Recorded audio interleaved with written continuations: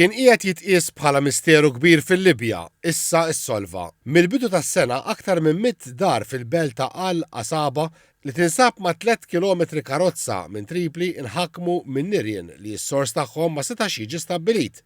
L-awtoritajiet Libjani talbu l-assistenza tal-Unjoni Ewropea permezz tal-Mekkaniżmu Ewropew għall Protezzjoni Ċivili biex jaslu jifhmu x'ikkawża n-nirien. Malta, l-Estonja u l-Finlandja offrew li jgħinu.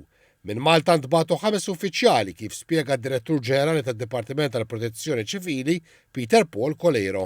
Batna 5 esperti biex nedeterminaw x'kienet il-kawża ta' dawn in-nirien u hekk għamilna fil-fatt il-missjoni kienet ta' suċċess, iddeterminajna x'kienet il-kawża tan-nirien u li ma kienx hemm kimiċi u affarijiet oħra involuti f'dawn in-nirien li kienu misteru kbir għall-poplu Libjan.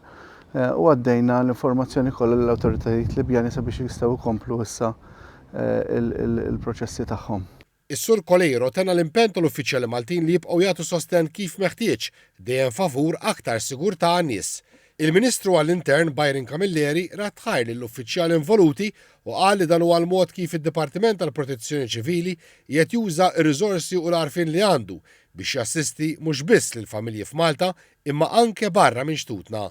Din kienet missjoni oħra li Malta ħadet sehem fiha taħt il-kappa tal-Mekkaniżmu Ewropew għall Protezzjoni Ċivili. Fl-aħħar snin, b'dan il-mekkaniżmu Malta tat għajnuna umanitarja oħra lil Libja, il-Greċja u Turkija.